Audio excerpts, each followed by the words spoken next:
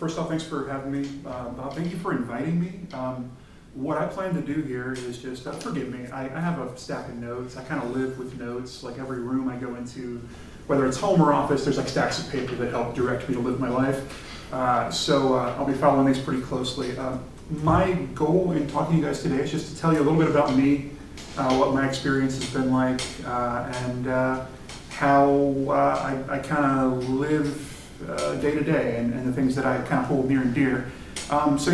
Just as Bob introduced me, my name's Gabe. I'm Gabe Smith. I am the executive director. If you don't know, Starkville has just an incredible tiny little community theater on Main Street, 90 seats, but we do some of the best stuff. We have this local talent of people who live here permanently, who are sort of non-professional in name only. You'll see amazing actors. They're also too university population, constantly renewed. So we're in a tiny little space that was not built to be a theater. There's exposed brick on either side. We have no flies, we have no curtains, we don't have wings, but we do some of the best theater you'll find in the state of Mississippi. I don't think that's bragging to say that, we just do. So that's where I work, that's my day job. I help run that theater. It's just some basic traits about me, just to put it right out there. I am a 43-year-old cisgender, hetero, single, neurodivergent man. So Everything I say comes through that perspective, and I'll talk a little bit more about that. Bob was very, very kind in talking about me a little bit and how he knew me.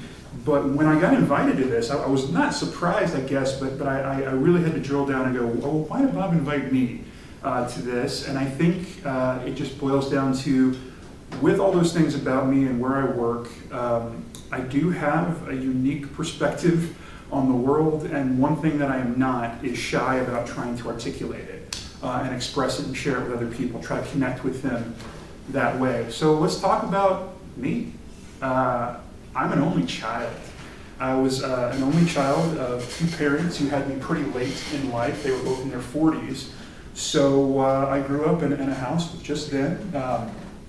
My mother was a high school teacher, and she taught school about 25 minutes away from my house, which meant that I traveled with her from elementary all the way through high school. I went to school out of town. All my friends, my whole life was in that other town, and then I got home with that little family unit of older people one thing about that was it did, at a very young age, sort of kind of broaden me culturally. There were all the people that I knew. There's all the modern culture you absorb at school through your friends, through TV. But having older parents means I was seeing, movies that were really old, or hearing music that was very old and very uncool. That sort of helped create me. My mother, like I said, was a high school teacher. She taught history and civics, and then my father was a social worker. He was a mental health professional. Church was never part of my daily life, for whatever reason. Both my parents did grow up in Christian households, ostensibly. Anytime my mother would travel back to her hometown, a tiny little burg in the middle of nowhere, about, 2 hours from Hattiesburg, called Angie, a tiny little town called Angie. Anytime we traveled there, we might dip into the church, holidays, special occasions, things like that. But Sundays, it was not part of what I understood. It's not part of my daily life. But especially living in the South, it is a huge part of many people's daily lives. So as a young man into adulthood, I always wondered, am I missing out on something here? Church, and especially Christianity, seem to be so ingrained in so much of the culture. Did I miss out on not having this be part of what I grew up believing? I thought about that for a long time. And also, too, I thought, if I didn't grow up in that, and as I mature and as I get older, if I'm not gravitating to that, is it something where I'm out of step? It seems like there's such an overwhelming percentage of people who have a hard declared religious affiliation, and if I'm not them, am I the odd man out there? I kind of grew up feeling that and thinking that. Like I said, religion, Christianity is so central and so front-facing to life here in the American South. And it's kind of everywhere.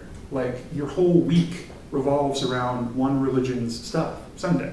Like, the whole week seems to revolve around leading up to Sunday. Everywhere you go, you are faced with this predominant religion's iconography, you're faced with its prejudices, even if you don't care a whit about what goes on in that church building, you're kind of faced with it out in the world all the time.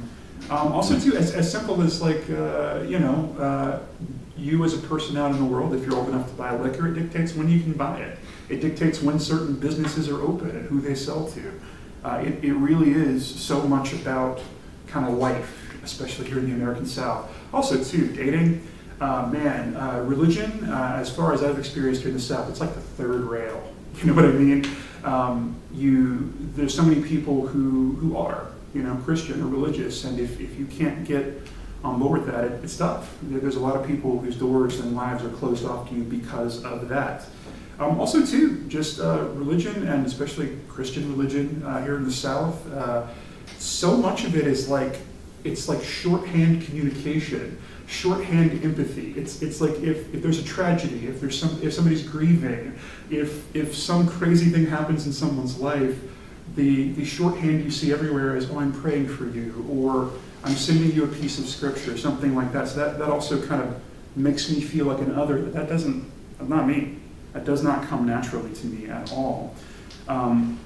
Also, too, that in these times of trouble or grief or sadness or just uncertainty, that if you have this steadfast loyalty to this one thing, it's all going to pay off for you. Whether it's in this life or the next, it's all going to be okay. That is such an alien concept to me personally. So, what is my current relationship with, I guess, organized religion, Christianity? I see it as an interested outsider, I guess. I look at like holy texts and belief systems, and what I find there are, I guess, some nice, hopeful truths about human nature. I think there are some wonderful stories in there that have lessons to teach us. There's a lot of poetry, and as a writer and an arts guy, I love what I hear in there sometimes. But my relationship to all organized religion my whole life has been that inevitably, no matter what it is, when it is, and what its differences are, it always bumps into these inevitable limitations to me, where at some point I am met with a wall that was created by a person who wrote down a text. A writer came in with a bias, and for better and worse, the wall is somewhere, and the line stops there. That sort of inflexibility, while I understand it, to me, it does not reflect what I see as sort of the constantly changing and evolving sort of diaspora of human life. My experience as a human being on Earth has been through a lot of changes. I evolve, people evolve, situations evolve. Where I bump into problems with organized religion is just there. There doesn't seem to be room to adapt. And I think life is adaptation. Also, too, just a problem for me. I'm a pretty easygoing guy in general. There's only a couple things that really, really just rub me raw that I see out in the world in human behavior. One is bullies. Bullies get me going. I hate that. Like, bullies take a lot of forms to me. And one of them is sort of like gated things that have a hard gate, and like you are only admitted if you meet certain criteria. To me, a lot of organized religion has that feeling. There's a country club, when you boil it down, it's country club mentality a lot of times. There's so much good inside of it, but then you do hit this sort of wall. Another problem I have is that, like I was talking about, just reflecting what I feel is actually going on in life. I don't like anything, the older I get, that boils things down to a binary. And that's what a lot of religion is. Ultimately, there's a right and there's a wrong. There's a virtue and there's a sin. But there's not, what I don't find is a lot of just simple instruction for how to be a person out in the world, how to connect with other people, how to love, how to build things with people. That I find missing. So, as an outsider to religion and someone who has not found a place where I fit within it, I've looked and haven't found it. So I consider myself an agnostic, basically. I do believe there are forces beyond my understanding. There's just too much to me. there's too much design and too much beauty and too much coincidence, weird coincidences in your life that sort of add up, that I have to believe something beyond just particles exploding is happening. I have no idea what it is, and I certainly have not found the name to put to it. But I do still miss what I think people get from organized religion. There is this sort of blanket of certainty they seem to have about things, that this sort of like commitment to things that I sometimes lack. However, I prefer and I understand uncertainty. Uncertainty makes all the sense in the world to me and is very comforting to me. So let's talk about one of the traits of me being me. I'm neurodivergent. I didn't know, so I'm 43. I didn't know until I was 42 that was the case. All my life, I have felt different. I was diagnosed last year. I'm autistic, basically. I have, hello, come on in. So kind of my whole life, I'm also kind of like, I'm a little bit at a remove from what I guess the like normal current of like life and culture are. So that also gives me a pretty unique perspective on things. When I talk about the way I feel about things and the way I want to quantify things, just know that's where I'm coming from and how I have to make sense of things.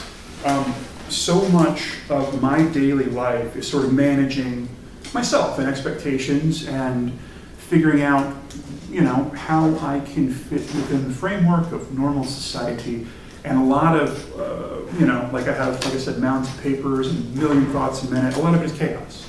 It really, really is.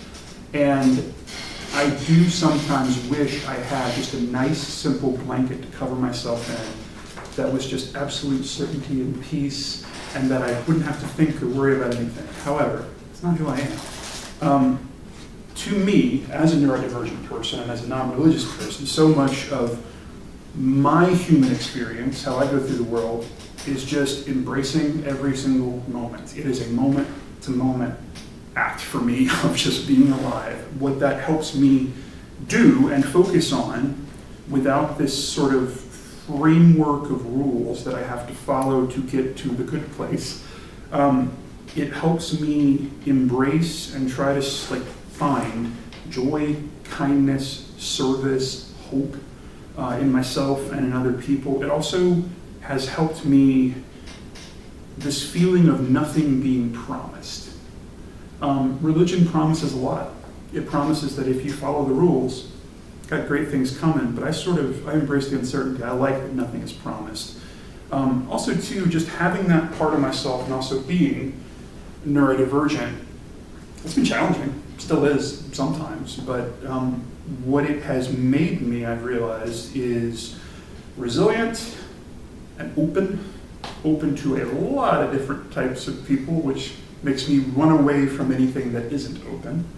It's also made me honest, I think with myself more than anything else, but uncertainty to me is very comforting. It is, because uncertainty to me it's beautiful, and it reflects back to me the truths that I feel and that I live every single day. Certainty baffles me. Certainty is not for me, and if I have something that I do, I guess, hold sacred, it is uncertainty. Uncertainty is pretty holy to me as a non-religious person. It just is. Another thing about me, so I told you about my parents. My mother, being a high school teacher, meant that she got summers off, typically.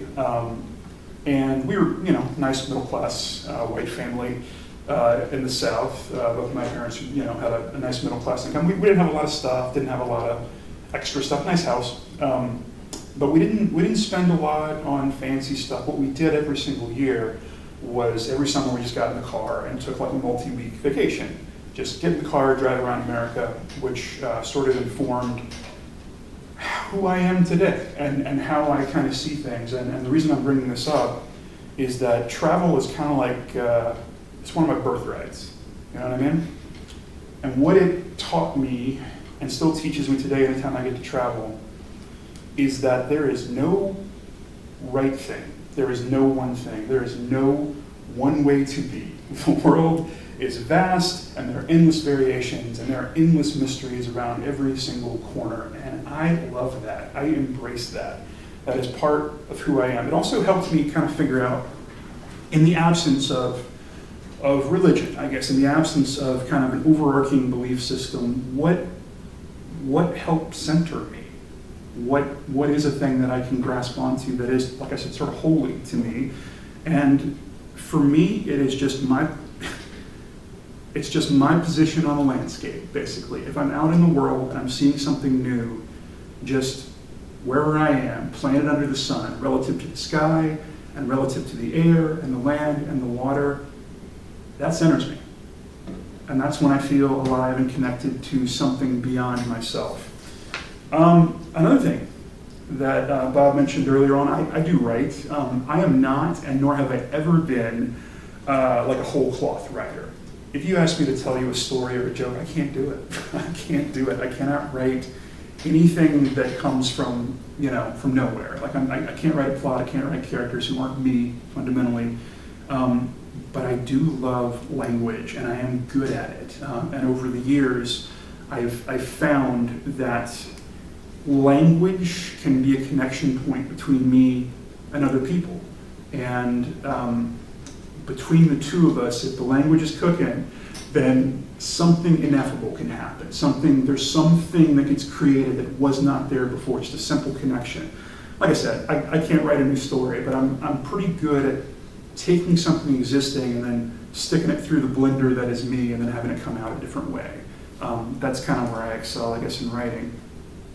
But I love the idea of pulling meaning from like shared terms and feelings, sort of bridging a mutual understanding between people, because something that I think is missing in a lot when we're talking about beliefs and religion that I try to seek out in the world is just this coming together and this revelation, I guess, of commonality. Everybody shares something. We don't think we do, but everybody does. Everybody has a lot of the same drives. So I work in the arts. Artistic creation is sort of a vessel of connection for me. It's how I, as a neurodivergent person, as a non-religious person, it's how I connect and try to plug into and seek the ideals that make me want to live my life better. Arts, if you have never been involved in the arts, like I work in the theater. Theater is kind of the great melting pot where you have to come together with disparate people, and over a short period of time, you have to work together to create something that didn't exist. And you are your own little unit for 6 to 8 weeks, and then you make a thing that people watch. Often they pay tickets to see it, and then it's over. But pretty much every field of the arts, that one is more collective, like you have to get a group together to make that happen. But all the arts, in my experience, are one of the most receptive natural environments there is. It takes all kinds. Everybody comes, everybody has a place, everybody has a voice.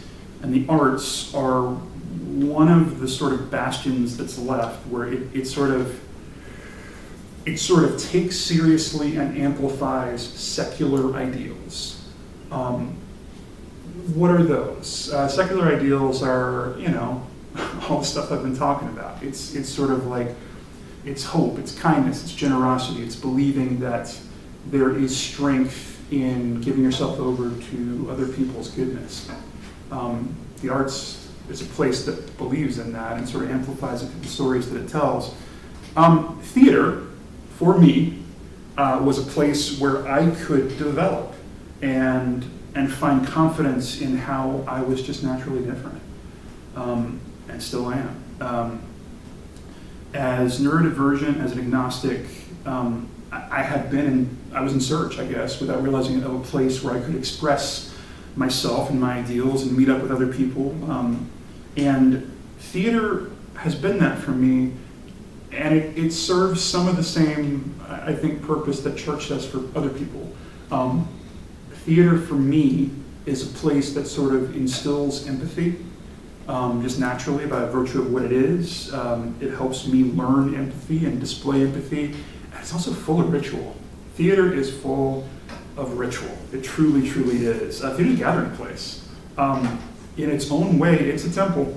It really is. People come from all around, they plop down in that little room for 2 hours and we tell them a story. And they can extract whatever meaning they want to from it. Our temple, our stories are a little bit more varied than you would find in church, I think. They're more open-ended. We don't usually tell you exactly what to feel about them. We don't usually tell you the moral. You kind of wrestle with that on your own. But to me, it fulfills what I think a lot of other people find in church that I just don't. I find that in theater. In my job as the executive director of the theater, I'm just there to facilitate what already happens. I'm there to help people put on shows. Sometimes I direct, sometimes I act, sometimes I write. But to me, my goal is to create a space where people can find their own voice and their own peace, just whatever their own peace is. I think that's what we're here talking about, really, is just how, in the absence of certainty, in the absence of one way to go, how do you find your peace? Alone and then collectively within a community with other people involved. That's what theater does for me. Theater to me is just, it's an ongoing act of extreme daily empathy. You have to do it. You have to create a different world. You have to be a different person. You have to work with all these other people who bring in their own baggage, but then just, you snap the fingers and you got to do this thing together. You have to create something. And the whole goal is pretty simple. You're taking people away. You're whisking people away. You're trying to delight them or move them or just connect with them. And you're usually doing it to strangers. I don't know what's better than that. I really don't.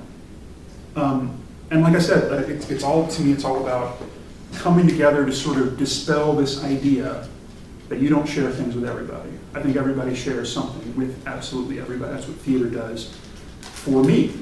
So I guess if I have an underlying point in all this, and just telling you about myself and where I find sort of peace and connectedness, it's that whatever it is to you, find a place that is a holy space to you. Doesn't have to be church. Probably won't be, in my experience. But find a place that gives you that feeling of connecting to something beyond yourself, wherever it is, whoever it's with. And just follow it as far as you can. Kind of wrapping up talking about me, so I guess my journey as a person. Like I said, at 42, I got a diagnosis to sort of, help explain a lot of the things I felt my whole life. It doesn't change me overnight, it's not a roadmap to like, hey, you're all set. But I will say this, it took me, so I'm 43 now, it took me until about, 4 months ago to finally feel in my own life like I had arrived at a point of being okay and feeling good about myself. And a part of that is just sort of knowing yourself, forgiving yourself, working through things, being happy with what you have. But a lot of it too has just been the ability to be honest, which I think is what we're all trying to do here in this room, is to be honest about searching and who we really are. That's a huge part of it for me too. I think one of the reasons Bob asked me to be here tonight, he saw me do a post at some point where I was like, here's the truth of me, here's what I am. And I mentioned, I'm an agnostic guy and I'm doing all this, and that felt good to just say.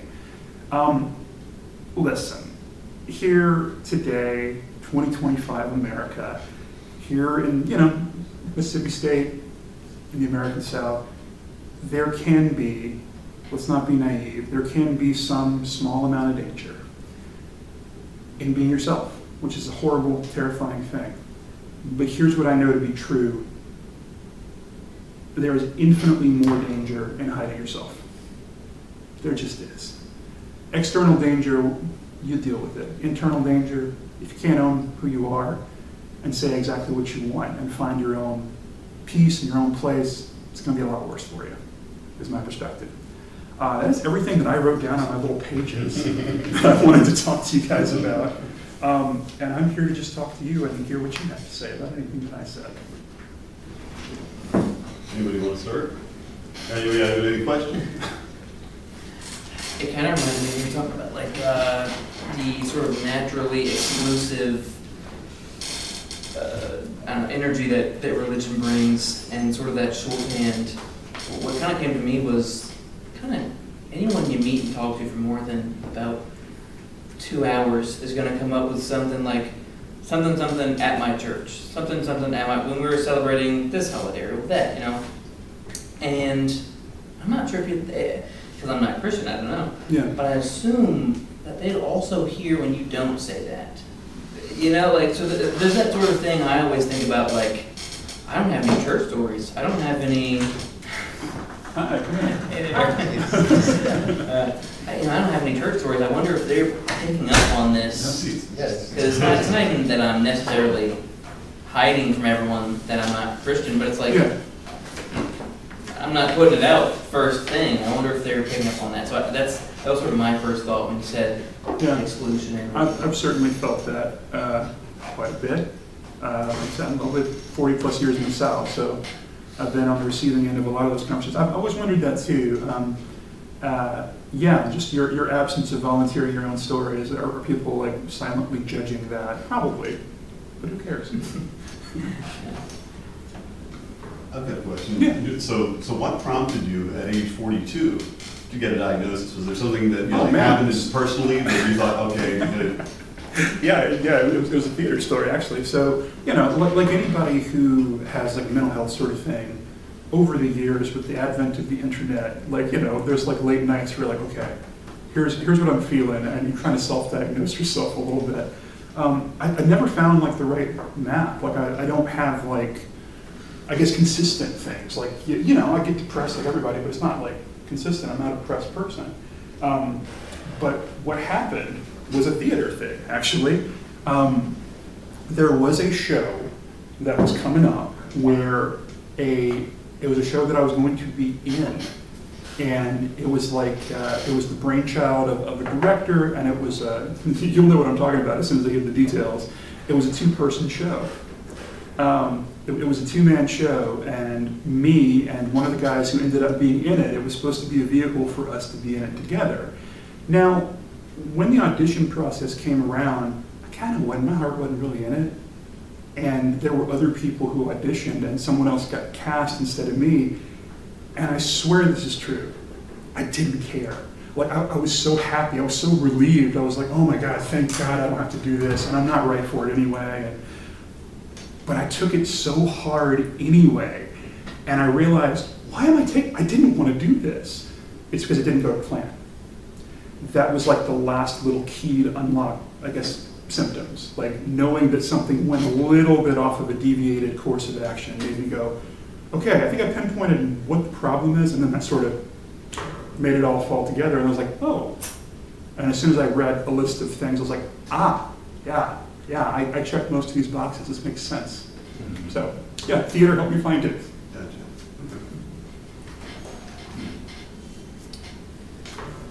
Anybody else? Any other thoughts, questions? That's it. I'm nothing if not an open book. Okay, all right. Do you have a take on the Bible? I mean, nothing I haven't already hinted at. Okay. I think it was, Christianity's just not for me.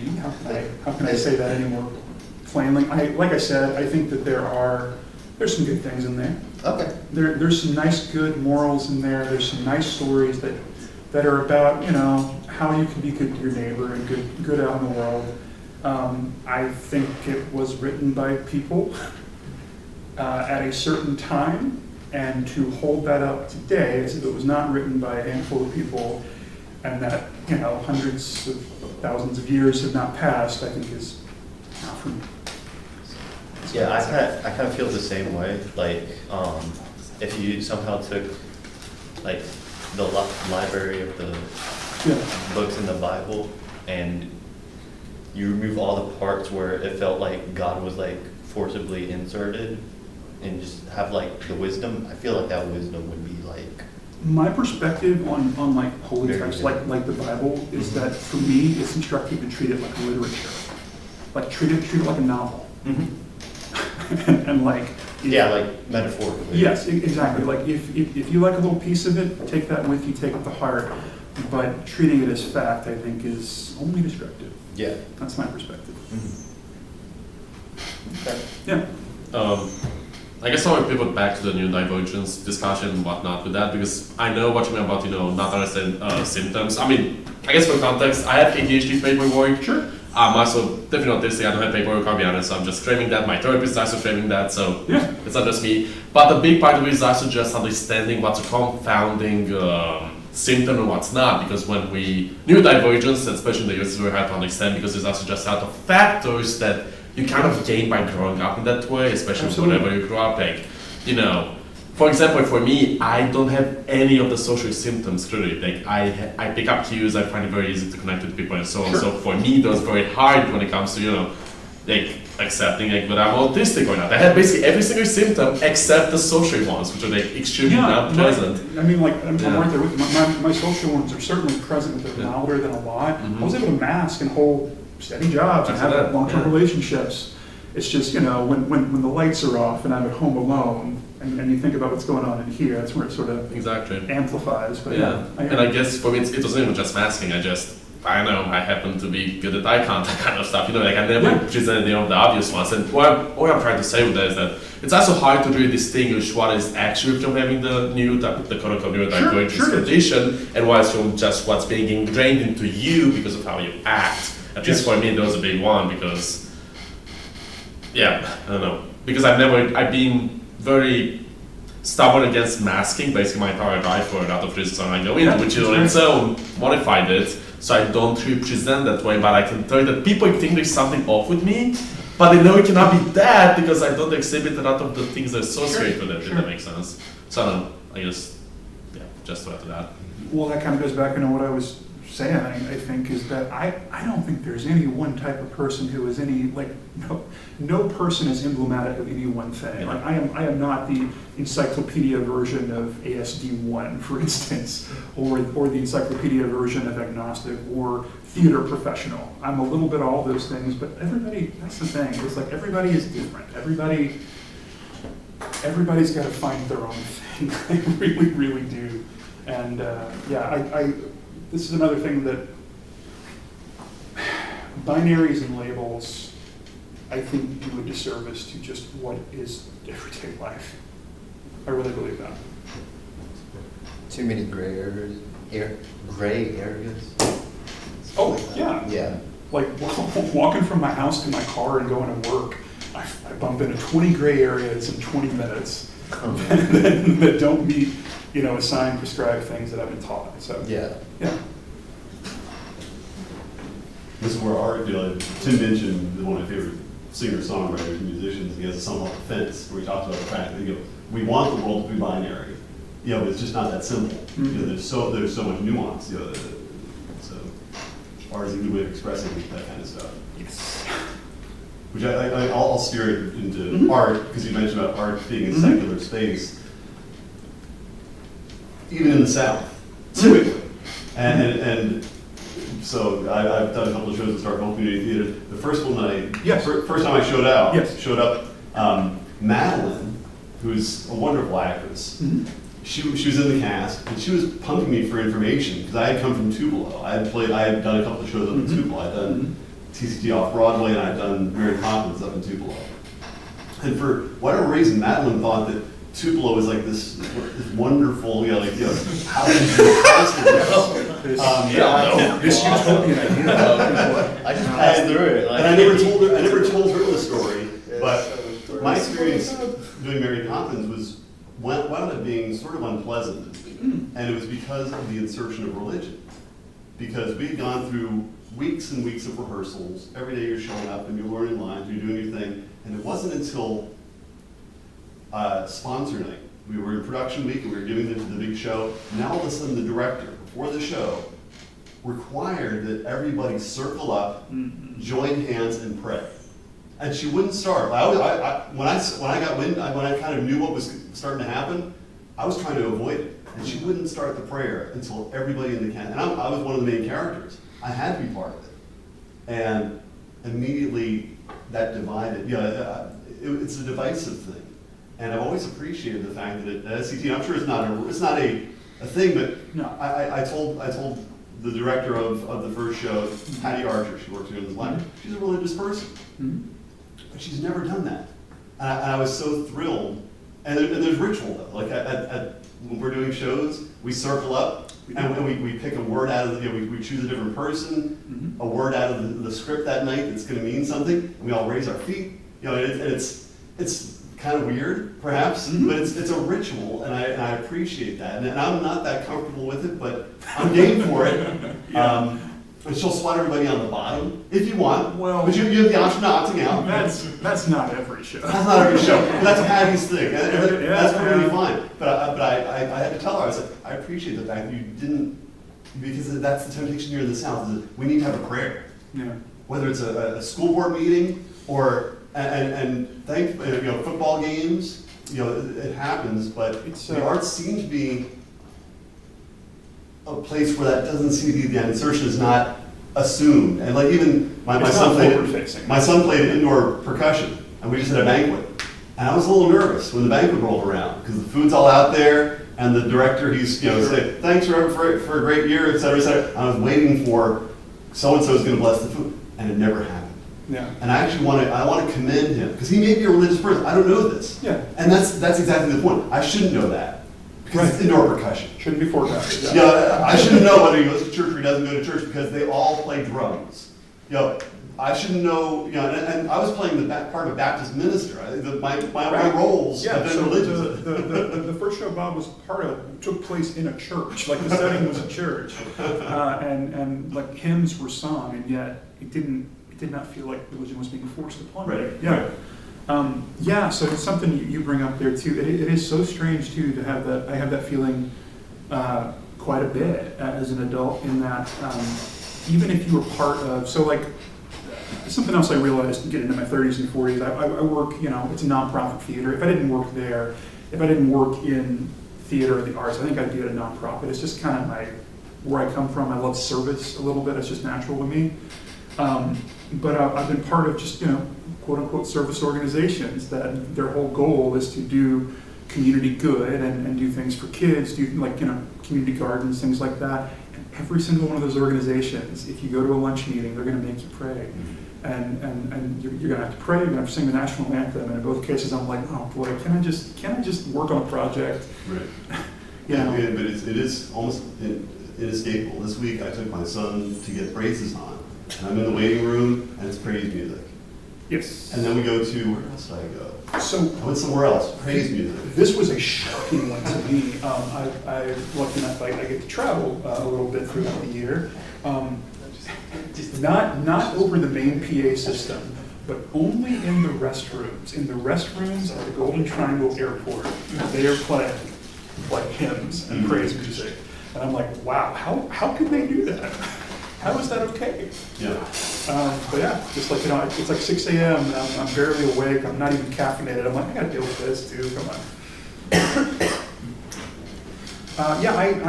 I really do think that the arts are great about that. It's just, instead of trying to tell you that you're here and we're here to do this one thing, we try to meet you where you are, meet you with whatever traits you bring to it, and hopefully, that's the thing, in the arts, we want you to be different than us, because we know that if you're different than us, you're going to bring some new strength or new perspective that helps us create a different thing that we could have without you. It's not about grafting a pre-existing thing onto you. That already exists in the framework of what we do. We have to follow a script. We have to tell this story. So outside of that, bring whoever you are, bring whatever you are, and it works out more times than it doesn't. Let's say. You talked about a country club. Is that where you find your community? Because quite often here in the South, people join a church because, it's what you do, and or this is the place where I'm going to have a community. I'm going to know if people are going to be. Every once in a week, I'm going to have a chance to talk with people I know. Does theater replace that, or do you have other circles of friends? For me, truly, it does, and then kind of a ripple out from there. This is a very judgmental thing to say, I feel like, but theater is that for me, but I do feel like church sometimes, it's like a shortcut to personality. if that makes sense. It's like, oh, well, I go to this church and all my relationships are at this church, and just by virtue of me telling you this is my church, that's supposed to tell you everything about me. But it doesn't. It really doesn't tell me anything about who you are and how you are in the world.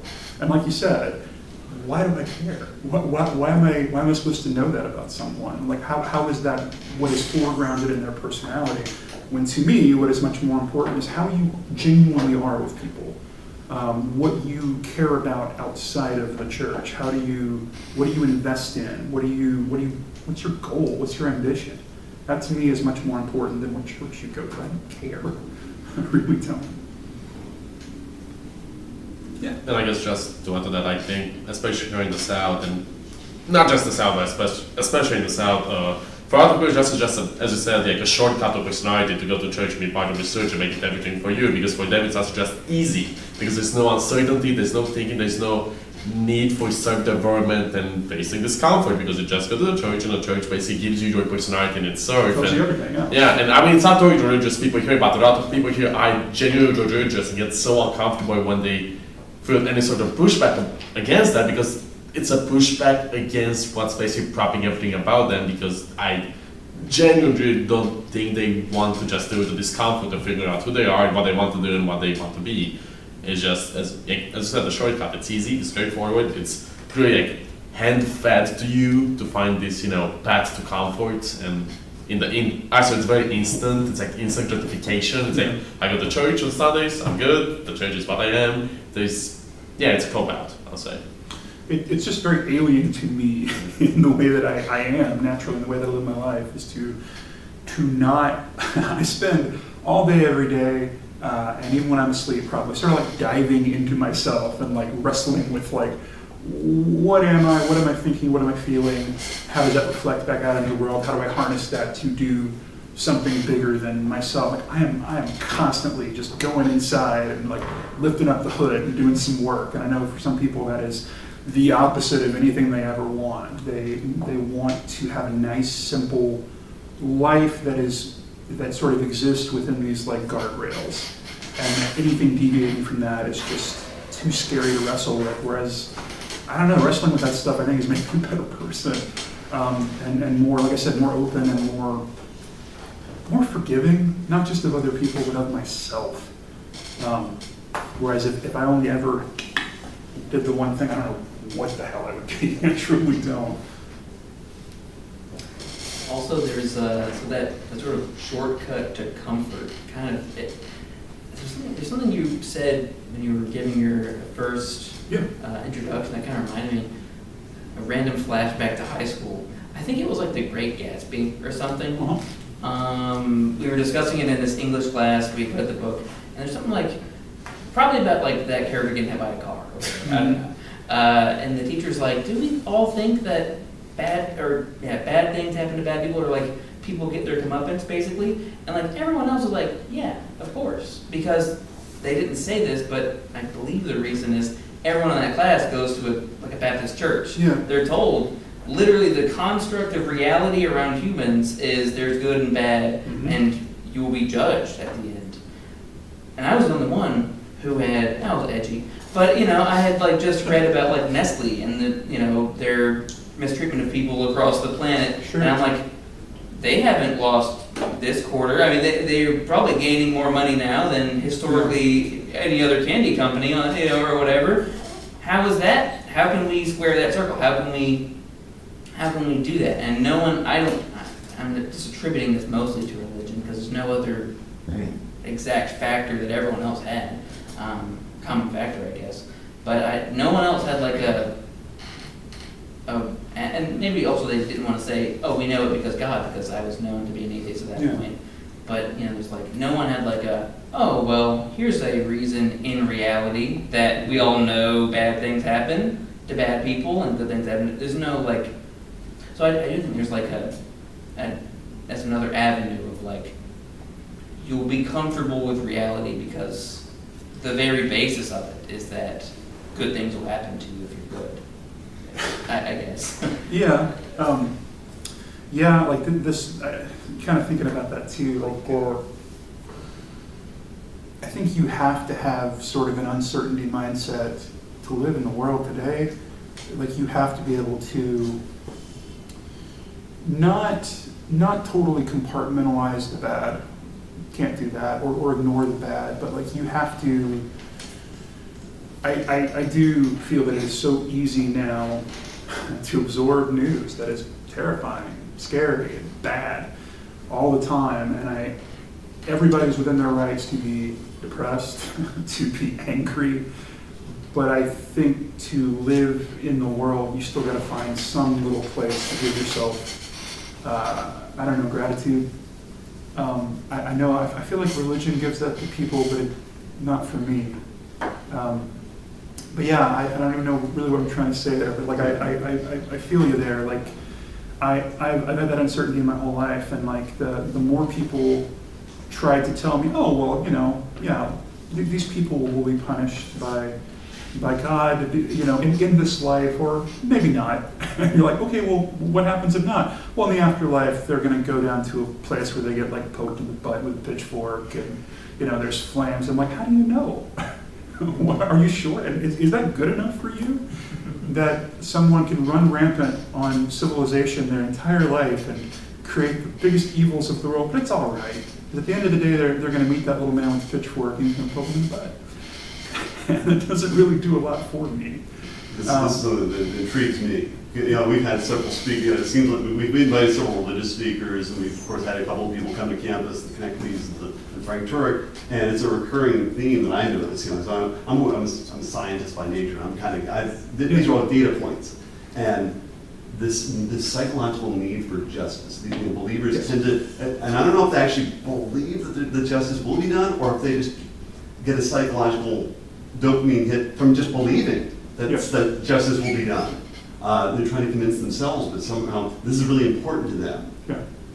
And probably more important than actually knowing what's really true. And for me, like, my priorities are different. I want to know what's actually true. And I'm willing to deal with the fact that that murderer is going to get away with it and going to live to a ripe old age and die and you know, not face any justice. And I've just got to deal with that.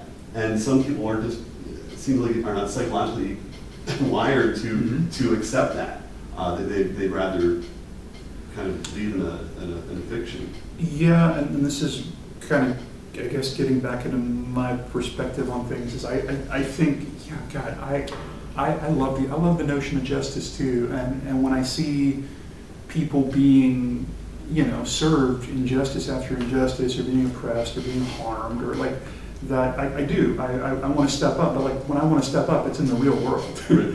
Like you're not accounting for somebody else. Exactly. From outside. Exactly.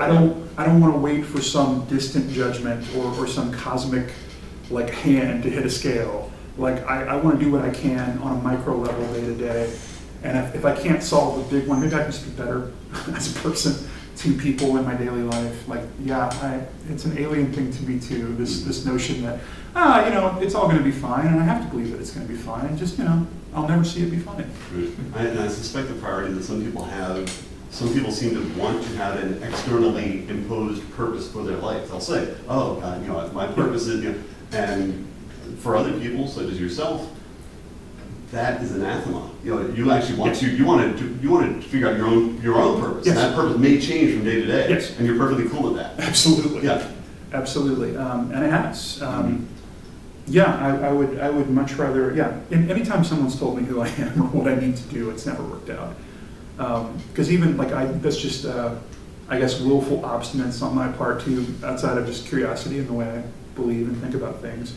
But also too, nobody wants to be told, well, it seems like a lot of people do want to be told exactly how their life's going to be, but I certainly don't. That's what makes me so sad when I hear stories about, you know, kids, you know, at age, just last night I went to the Christian faculty staff forum, and they had this little panel discussion, and the one person on the panel, faculty member, mentioned the fact that when he was a kid, went to a Bible school, or some vacation Bible school, and at the end of that week, you know, the preacher came in and said, "If you die tonight, you know, do you know where you're going to go?" And I'm picturing myself, this is child abuse. You know, I'm a kid.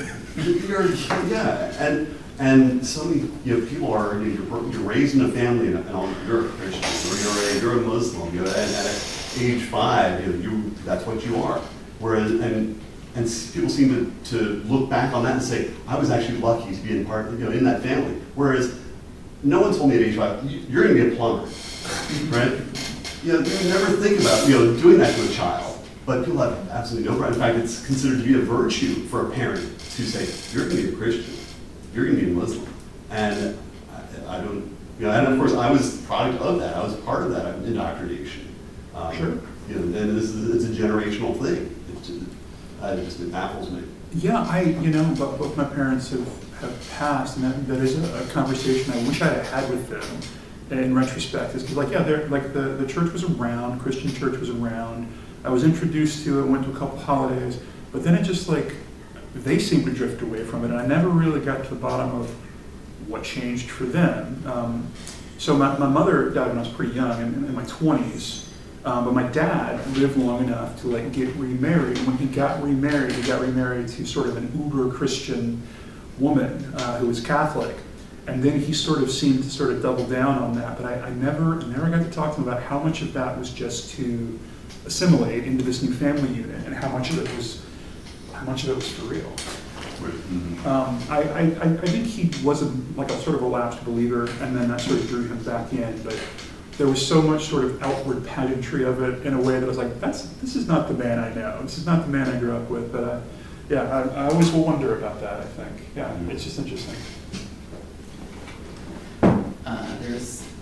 When you brought up asking the kids if they're going to go to hell, it kind of reminded me. I saw this video recently. It was an interview with Rhett McLaughlin, who's a YouTuber. Yeah, Rhett Link, yeah. Yeah, Rhett Link, yeah. And maybe you already know he had this whole thing about deconverting. He was really Christian, and then he became an atheist a couple years ago, I think it was.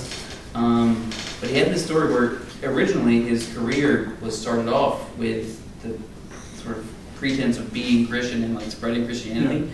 Yeah. And he and Link would go to spring break, wherever, Miami maybe, I don't know. Yeah. You'd go when they're going to spring break, and on day 2 or 3, everyone's hungover and they're already seeing something's wrong with the way they're living. He comes up and he would ask the exact same thing.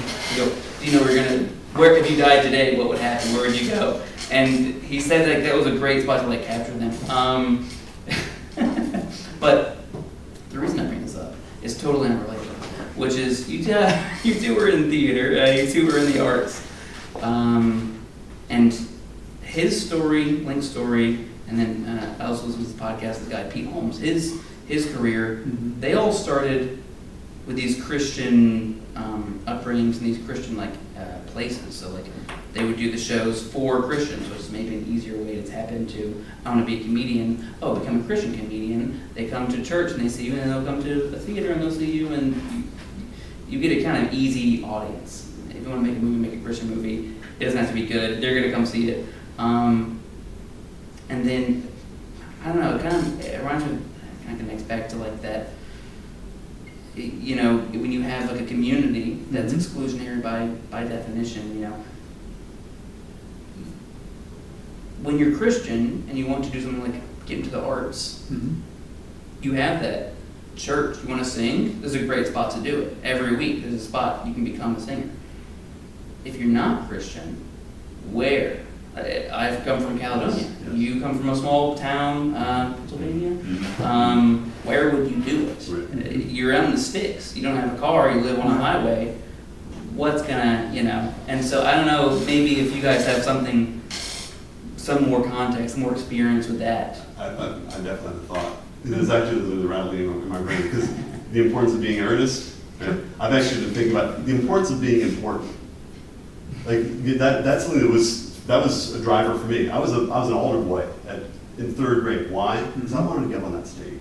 And there's some people that this is, and I'm a closet extrovert in the sense that I love to perform when the time is necessary. Yeah. When I teach, the teachers are performers.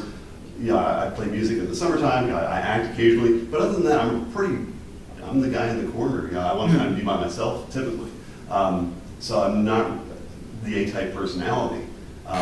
But I've always wanted to perform, and I think there's, and I also realized I'm pretty privileged. I'm a white male, straight white male, educated, tall, deep voice. You know, I come into most rooms and I'm semi-important. Mm-hmm. And not everybody enjoys that same privilege. And so I can understand the attraction of a religious community where you can be the, you can write greeting cards to people who are sick in the hospital. You can have a role. And I think that's a really attractive thing for a lot of people. They want to feel important. There's an importance in feeling important. And I think that's another driver in why religious communities serve psychological needs. So I've had this camera shooting at you, listening to me yammer on. Hopefully it gave now. No, this is there's nothing deep here, but just even here in Starkville, which is a pretty, especially Starkville's a very arts-forward community in the past decade. Wasn't always. I got here in '99, and it was a little more provincial back then, a little more guarded, but now, especially if you can kind of find your people basically anywhere in Starkville, and there's tons of weird, crunchy, funky arts events, and we have a weird, crunchy, funky theater that does all sorts of shows. Predominantly we're doing crowd-pleasing stuff where you can kind of, at worst, it's about a PG-13, so you can bring your older kids. But we're doing a show in 2 weeks that it's it's a hard R. We're cussing up a storm. It's about ladies in the French Revolution who are plotting murder, and they're dropping F-bombs in the first 3 minutes. It's a great time. But even just in the not too distant past, we are only now in 2025 able to confidently program shows in a season and not be scared about editing out language, and not even just a hard F-bomb, but it's been a while, but let's say 10 to 15 years ago, we would have patrons who would write us letters if someone on stage said Jesus as an exclamation, or God as an exclamation. These were breathlessly told to me over the years, we're gonna get letters if we do this show. And it took me a while to realize, so we did this show that was performed for 750 people. How many letters did you get? 2. Pretty good percentage. We don't have to worry about those letters. But yeah, even within the art space here in the South, sometimes you gotta be cognizant more than you wanna be about what stories you get to tell, or if, for instance, that show that's coming up with, with our French ladies killing, which is gonna be a great show, but we still have to be aware that to earn the right to do that show, we sort of have to buy it with other things that, are a little bit more palatable to the whole family. But I'm very proud of the fact that it's just been 2 years. 2 years. We are not editing out any words anymore. We're saying all the words and hoping you can just stomach it. So. Anybody else have any thoughts or questions? Well, so the idea of people want to feel important and have time and places to perform. Yeah. This got me thinking about how no one here in the States bowls anymore. Have you heard that expression? No, not really. Yeah. So bowling, a lot of 60s and 50s, shoot, maybe even the 70s, references bowling a lot. Mm-hmm. That's because it was the most leisurely participated sport in the U.S. for a time. Mm-hmm. Even the Big Lebowski takes place in bowling. It's a good movie. Great. I want a white Russian now. See, look at me go. But that's why it's there. That's a third space. Different from work, different from home. That's a place where people can chill. Church usually provides that and gives people a place to socialize. People that you're going to meet with every, at least once a week, possibly more. What would you say, especially people our age, could do for that, besides that, more than just clubs and stuff? Well, of course, my obvious answer is get involved in theater. Theater creates that space usually 5 days a week for a limited amount of time. 4 to 5 days a week for about 2 months, where you really get to come and just kind of empty yourself out. Everything that's good about you can throw into a production. The other thing, too, I think I was talking about this before you came in, is just you gotta kind of find your own spaces. For me, I have two. One is collectively in that theater space, making those shows happen. That fulfills that purpose for me. It's a place for me to go and a place to to feel like I'm part of something bigger than myself and to strive to an ideal. The other place is just kind of out there on my own in nature. Like I love taking hikes, love going on trips. So those are my two spaces. I don't know. You're right. It's so hard to. Culture is, in a way, culture is the best it's ever been, and that there's just an infinity of options. If you like a thing, you can find a thing. But that splintering is also like it's made like consistent community harder to find. It's like you find the thing you love and you can gravitate directly to that thing you love, but you're only sharing with a couple people. You're not sharing with a big group. So I feel that too. I think everybody feels that. I'll chime in here because back in the fall, the Institute for Humanities screened a movie called Join or Die, and it was based on the book called Bowling Alone. And that's so and it turns out that people are actually bowling more than ever. There's no bowling leagues, so there's just as many bowlers, but they're bowling with their family. But it's not this once a week. We're coming together on Wednesday night, and I'm going to wear the shirt, and I'm going to drink a lot of beer, and I'm going to eat some pizza. So bowling alleys are making less money because they don't make money on the games. They make money on the concessions. And when mom and dad come to bring the kids, they pay for the shoes in the alley, and they spend a half an hour or an hour, and then they're gone. Whereas the people at the bowling league every week, that bowling establishment knows, hey, we're getting the dues, we're getting the beer, but it's also that you're not having that same community aspect. Where this was church for some people, and that's not happening anymore. And this is true of live music. There are little clubs where I used to go to. I love to go to clubs. That was like a highlight. I would meet a friend of mine from college even after we graduated. We would meet in Lancaster, Pennsylvania, to go to the Chameleon Club to see a band that we had been dying to see, and they were finally coming to. That's just those places are going away. People because I worry is because we can entertain ourselves at home in the comfort of our chair, but we're not enjoying these things with other people as much, and that's something that's missing. I think we're losing something psychological. It's like the like plenty is sort of diluting everything. It's like you have a million options and like. None of the things you focus on get to like be as rich because of it in a strange way. Yeah. The lonely world of specialization. Yeah. I mean, I just want to say, Starkville does have a pretty good music scene that's been growing. I mean, Starkville DIY is doing a lot. Music Maker Productions. Well, Music Maker Productions, but that's a bit more official, a bit more like university branding. It's not, I think more like Starkville DIY, which is like the rock scene that's going on concerts and stuff. Like they used to have shows in the 99 basement, and like they did a lot of stuff with the Cotton Arts Festival this past 2 weeks ago, whatever. But I would say Starkville is having a pretty decent music scene, and also Bricks and they. And I think that's the thing. If you want that in your life, you got to actively support it. You got to turn out even on Saturday night when you don't feel.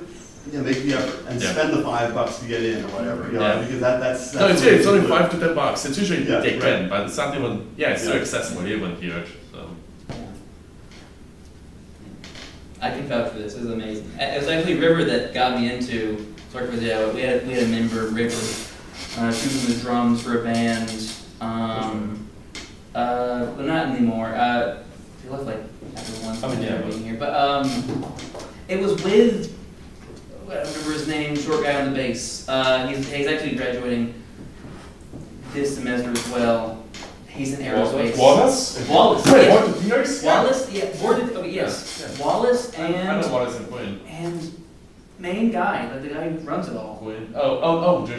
Drishman was not part of it, but... Lichtman. Yeah, he was not part of Board of Theory, No, he was part of the original band. Was he? Yeah, the band is not Drishman really was. I think it's Lichtman. I'm like 99% sure it's Lichtman, because... Maybe. I don't know him otherwise. I have to go find it. I want to say it's not synchronicity. That's what we do. I'll have to do research to like figure this out, but show them. There's a video of me moshing about it, so I'm certain of Wallace and River being there. Yeah, and Quinn is the main person in Board of Theories. That's just. Yes, Quinn. And I forgot what the Travis name at the moment. Yeah, I have no clue.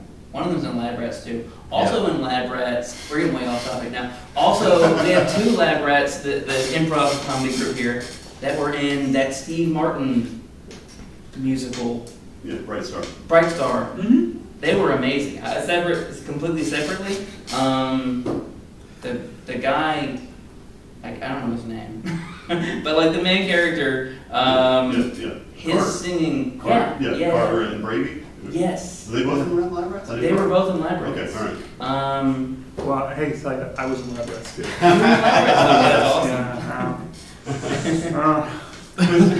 Not recently. Yeah. But I was.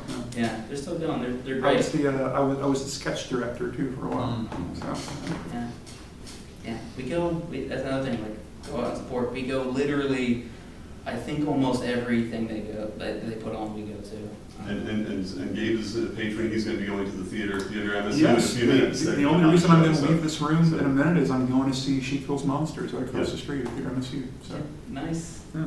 But but one thing I'm aiming to do with this club, it's been a grind. We're trying to build momentum and get more members, but it heartened me when I've told the story before, but when these two are engaged and they had an engagement party, and we happened to be tabling out on the drill field on a Friday, and I was like, so what are you guys doing this weekend? And they said, oh, we're going to Orion and Brooks' engagement party. Mm-hmm. And I was like, this is happening. Like, these people are not just coming together and meeting for a club meeting once a week to bash on religion. These people are forming friendships and they're doing stuff, and I have no clue. I'm not invited, and I don't know about it. That's perfectly fine. That's the way it's supposed to be. Not be invited. Yeah. But anyway, everyone is invited on Sunday to the cookout. Please, and bring a friend. We all have plenty of food, so yeah.